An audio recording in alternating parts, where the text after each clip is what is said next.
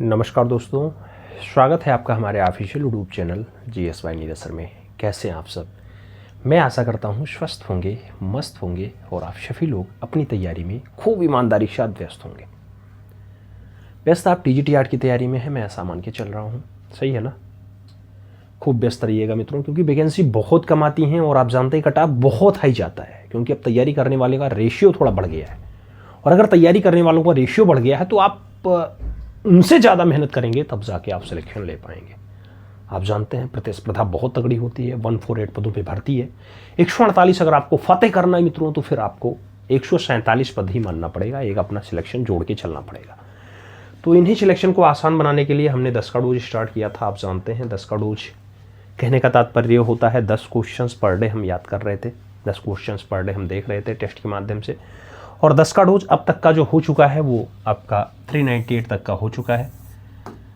आज जो हमारा 10 का डोज होना है वो 10 का डोज 399 होना है। इससे पहले 398 तक हो चुका है। अगर आपने क्लास नहीं देखी है, क्लास देख लीजिएगा, आपको प्लेलिस्ट मिल जाएगी। डिस्क्रिप्शन बॉक्स में भी उसका लिंक दिया गया है, आराम से आप क्लास देख करके अपनी तैयारी को बेहतर कर सकते हैं। 4000 क्वेश्चंस को यहाँ कराने का प्रयास रखा गया मित्रों। इससे आपका कंप्लीट कोई भी डाउट नहीं रहने वाला है, जहाँ तक हमारा प्रयास है। कहीं की भी आप परीक्षा दें, TGT के लिए अगर दे रहे हैं तो फिर आपका काम बन जाएगा, चाहे छत्तीसगढ़ हो, उत्तराखंड हो, या फिर आपका यूपी हो, बिहार हो, मध्य प्रदेश हो, राजस्थान हो, दिल्ली हो, कोई भी TGT हो, आप देखेंगे क्वेश्चंस यहीं से आपको मिलने वाले हैं। तो ज़्यादा देर बातें न करते हुए अब सीधे क्लास की तरफ चलते हैं। पहला क्वेश्चन आपकी स्क्रीन पे दिखाई दे रहा है। आपसे पहला क्वेश्चन क्या कह रहा है मित्रों? कह रहा है किस चित्रकार ने भवनों आदि के प्राकृतिक दृश्य को, क्या भवनों आदि के प्राकृतिक दृश्य को एक भाग के रूप में बहुत दूर पृष्ठभूमि पर अंकित किया है? नाम कुर्बे का दिया गया, कोरो का दिया गया, मोने का दिया गया और पिशारो का नाम दे दिया गया। आपसे पूछा जा रहा है कौन सा कलाकार ऐसा है जो प्राकृतिक दृश्य के एक भाग को बहुत दूर पृष्ठभूमि पर अंकित किया? तो ऐसा काम जो किया मित्रों वो पिशारो के द्वारा किया गया है। तो आपको राइट आंसर पिशारो के साथ देना होगा। D is the right answer बनाना होगा। सही जवाब हमें डी के साथ लगाना होगा। हम अब चलेंगे अपने अगले क्वेश्चंस पे। एक बार डाटा आप लोग अपने इष्ट मित्र तक शेयर कर दें, जिससे वो लोग भी क्लास का लाभ ले सकें। अगला क्वेश्चन आपकी स्क्रीन पे है। 10 का डोज का 399 का दूसरा क्वेश्चन आपकी स्क्रीन पे। आपसे कह रहा है थियोडर रूसो किस शताब्दी के फ्रेंच भूदृश्य चित्रकार रहे हैं? नाम 16वीं सदी है, 18वीं सदी है, 17वीं सदी है, 19वीं सदी है। थियोडर रूसो के बारे में पूछा जा रहा है कि थियोडर रूसो कौन सी शताब्दी के फ्रेंच भूदृश्य चित्रकार हैं? थियोडर रूसो कौन सी सदी के पूछा गया फ्रेंच भूदृश्य चित्रकार है?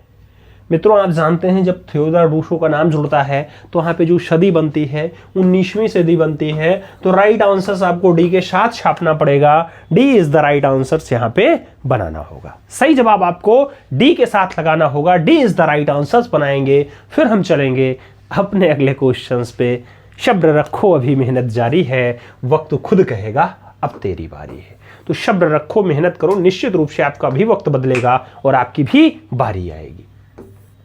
अगला क्वेश्चन 3 नंबर है। आपसे क्या कह रहा है? प्रश्न संख्या 3 की अगर हम बात करते हैं तो सुखी मां चित्र के बारे में पूछा जा रहा है कि सुखी मां चित्र कौन से कलाकार की रचना है? नाम दिया गया लियर्जियन ने बनाया है, नाम फ्रेगोर्नार्ड का दिया गया है, नाम सर्दी का दिया गया और नाम ग्रुज का भी दे दिया गया। आपसे पूछा जा रहा है मित्रों एक रचना है जो कह रहा है सुखी मां। ये सुखी मां वाली रचना अच्छी रचना है मित्रों। कौन से कलाकार के द्वारा सुखी मां को उकेरा गया है? अगर हम बात करते हैं सुखी मां वाली रचना की तो इसके रचनाकार का नाम होगा मित्रों क्या? फोरगोनार्ड। तो सही जवाब हमें सी के साथ लगाना पड़ जाएगा। सही जवाब हमें सी के साथ बिठाना पड़ जाएगा। सी इज द राइट आंसर लगाते हैं। अपने अगले क्वेश्चन पे हम चले तो हमारा अगला क्वेश्चन 4 नंबर है। याद रखना मित्रों, किसी को घर से निकलते ही मिल गई मंजिल, कोई हमारी तरह आज भी सफर में रहा। आप लोग परेशान ना होना, बहुत सारे लोग मंजिल पाने के बाद भी आपके बीच में है और क्लास ले रहे हैं। आप जानते हैं अगर केवल मात्र सरकारी नौकरी ही आपकी मंजिल होती तो ऐसा नहीं होता। बहुत सारे आर्मी भाई के बंधु आपके बीच में क्लास ले रहे हैं। 4200 पे स्केल पे जो प्राइमरी शिक्षक हैं वो आपके बीच में क्लास ले रहे हैं। लगभग 100 से ज़्यादा और आप जानते हैं कि पुलिसकर्मी बंधुओं में महिला पुलिसकर्मी और पुरुषकर्मी का रेशियो में महिलाएं थोड़ा ज़्यादा हैं। 250-300 महिलाएं हमारे पास होंगी और 100 या 100 से ज़्यादा ही पुलिसकर्मी बंधु जो है आपके बीच में क्लास ले रहे हैं, जो वहाँ से शिफ्ट होकर के मास्टर बनना चाहते हैं। तो आप भी तैयारी कर सकते हैं, आप तो उनसे ज़्यादा मेहनत कर सकते हैं, क्योंकि वो लोग तो 12 घंटा ड्यूटी दे रहे हैं। रेलवे के कर्मचारी बहुत सारे लोग हैं, आप जानते हैं, रेलवे है, नलकूप विभाग है, जल शक्ति मंत्रालय है, बहुत सारे मंत्रालय हैं जहाँ से वो इतर होकर के इधर आना चाहते हैं, क्योंकि आप जानते हैं मास्टर की नौकरी थोड़ी सम्मानजनक नौकरी है, अच्छी नौकरी है और पे स्केल भी अच्छा है। मेहनत उतना ही करना है तो क्यों ना अच्छी सैलरी के साथ किया जाए, अच्छे सम्मान के साथ किया जाए। आओ 4 नंबर क्वेश्चन सॉल्व करते हैं। पूछा गया फ्लोरेंस बैप्टिस्टी के दरवाजे किसके द्वारा डिजाइन किए गए थे? नाम माइकल एंजेलो का दिया गया, लोरेंस घेस्टी का दिया गया, जिमेटो का दिया गया और अल्बर्टी का नाम दे दिया गया। फ्लोरेंस बैप्टिस्टो के दरवाजे किसके द्वारा डिजाइन किए गए थे? 4 नाम दे दिया गया। इसमें से पूछा जा रहा है किसने डिजाइन किया ऐसा दरवाजा मित्रों? तो जो डिजाइन की बात आती है तो वहां पे एक कलाकार का नाम आता है, नाम होता है लोरेंजो घिबर्टी। लोरेंजो घिबर्टी के द्वारा आपको ये दरवाजा डिजाइन किया गया। तो सही जवाब सी के साथ लगाना, सी इज द राइट आंसर बना लेना। आगे चले, अपना अगला क्वेश्चन आएगा 5 नंबर क्वेश्चन है, जो बहुत प्यारा क्वेश्चन है मित्रों। आपसे क्या कह रहा है? आपसे कह रहा है मिस्र के पुरुषों एवं महिलाओं के लिए किस रंग का प्रयोग किया गया? आपसे पूछा जा रहा है इजिप्ट में, ये मिस्र की बात हो रही है, वहां पर पुरुषों और महिलाओं के लिए कौन से रंग का प्रयोग किया गया ये पूछा जा रहा है। नाम नीला पीला का दिया गया, हरा लाल का दिया गया, लाल पीला का दिया गया और नीला हरा का नाम दे दिया गया। इजिप्ट में पुरुष और महिला, पहले पुरुष का नाम है उसके बाद महिला का नाम है, तो आपको यह जरूर बताना है कि पुरुष के लिए कौन सा रंग और महिलाओं के लिए कौन सा रंग उपयोग किया गया आपके इजिप्ट में, मिस्र में। मित्रों अगर मिस्र में आप पुरुष और महिलाओं के लिए रंग की बात करेंगे तो वहां पे जो रंग दिखाई देगा, पुरुष के लिए लाल रंग, महिलाओं के लिए पीला रंग का उल्लेख मिलता है। तो आपको राइट आंसर बी के साथ लगाना होगा, B is the right answer बनाना होगा। सही जवाब बी के साथ लगाएंगे। हम लोग अगले क्वेश्चन पे चले, तो अपना अगला क्वेश्चन 6 नंबर है जो आपकी स्क्रीन पे है। क्या कह रहा है आपसे? आपसे कह रहा है ग्लोरी ऑफ इंडियन हैंडीक्राफ्ट्स, ये एक पुस्तक है मित्रों, इसके रचनाकार का नाम पूछा गया। Glory of Indian handicraft, glory of Indian handicraft जैसे बढ़िया पुस्तक को किसने लिखा है? नाम कपिला वात्स्यायन का दिया गया, कमला देवी चट्टोपाध्याय का नाम दिया गया, आदित्य रंजन का नाम दिया गया और अजीत मुखर्जी का नाम आपको दे दिया गया। मित्रों आपको बताना है ऐसी पुस्तक जिसका नाम है ग्लोरी ऑफ इंडियन हैंडीक्राफ्ट किसके द्वारा लिखा जाता है, किसकी रचना है? अगर यहां हम सही जवाब की बात करेंगे मित्रों तो यहां पे राइट आंसर जो बनेगा वो राइट आंसर हमारा कमला देवी चट्टोपाध्याय के साथ बनेगा। इसलिए हमें जो यहां राइट आंसर उकेरना होगा वो सी के साथ बनाना होगा, सी इज द राइट आंसर लगाना होगा। तो सी इज द राइट आंसर लगाते हैं।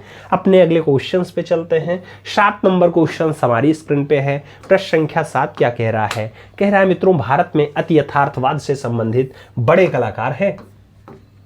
भारत में अति यथार्थवाद से संबंधित बड़े कलाकार हैं। सबसे बड़े वाले कलाकार कौन हैं? विकास भट्टाचार्य जी हैं, अर्पिता सिंह जी हैं, ए रामाचंद्रन जी हैं या फिर के लक्ष्मण गौड़ जी हैं।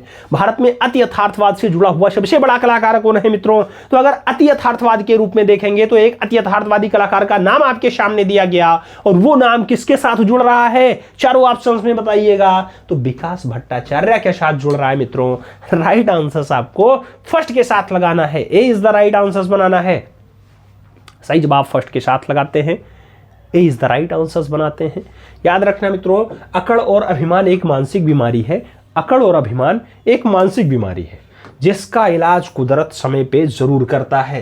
तो याद रखना कभी अगर आपका समय अच्छा चल रहा है तब भी आप छोटे लोगों को सताएं ना, और कभी अगर आपका समय बुरा चल रहा है तब भी आप हताश ना हो, निराश ना हो कि अब हमसे कुछ नहीं हो पाएगा। आप तब भी बहुत अच्छा कर सकते हैं।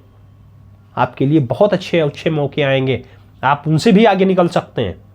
बस अपने आप को परखने की जरूरत है मित्रों, ईमानदारी के साथ काम करने की जरूरत है और कोई बात नहीं। अगला क्वेश्चन सॉल्व करते हैं, 8 नंबर क्वेश्चन। कह रहा है छतेंद्र नाथ मजूमदार किस स्कूल के कलाकार थे? नाम पहाड़ी स्कूल का दिया गया, बंगाल स्कूल का दिया गया, राजस्थानी स्कूल का दिया गया और मैसूर स्कूल का नाम दिया गया। आपसे छतेंद्र बाबू के बारे में पूछा जा रहा है। छतेंद्र नाथ टैगोर कौन से स्कूल से संबंध रखते हैं? मित्रों आप जानते हैं छतेंद्र बाबू कौन से स्कूल से संबंधित हैं? तो छतेंद्र नाथ मजूमदार की जब हम बात करते हैं तो राइट आंसर बंगाल शैली बनता है।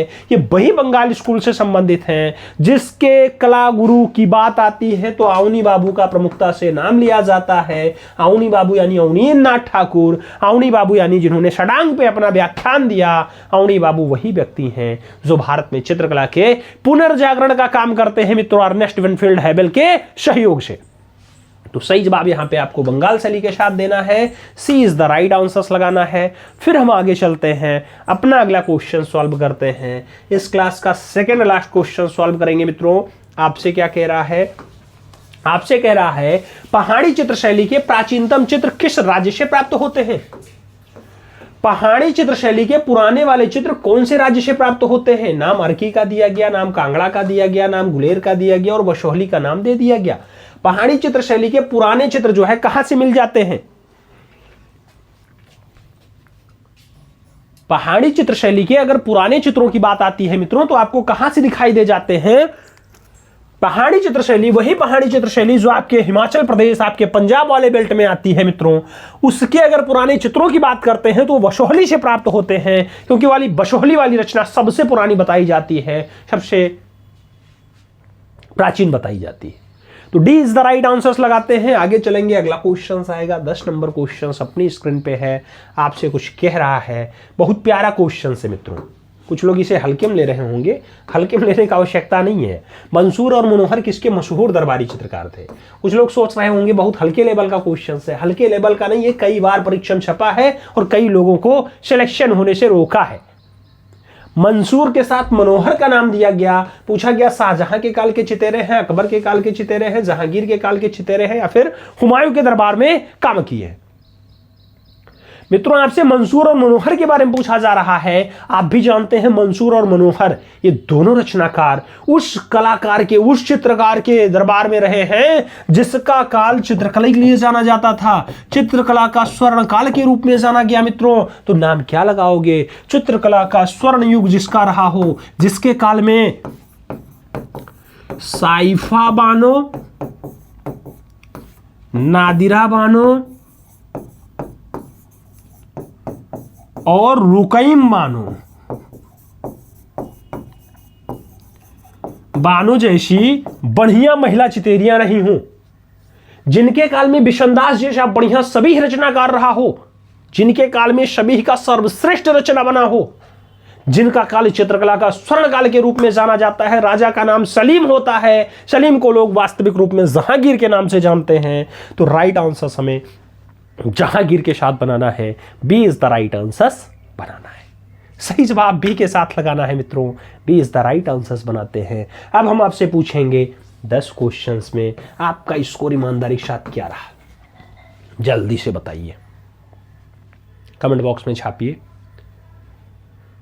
एक बार डाटा अपने इष्ट मित्र तक जरूर शेयर कर देना मित्रों, जिससे उन लोगों को भी लाभ मिल सके और वो लोग चैनल का भरपूर लाभ उठा सके।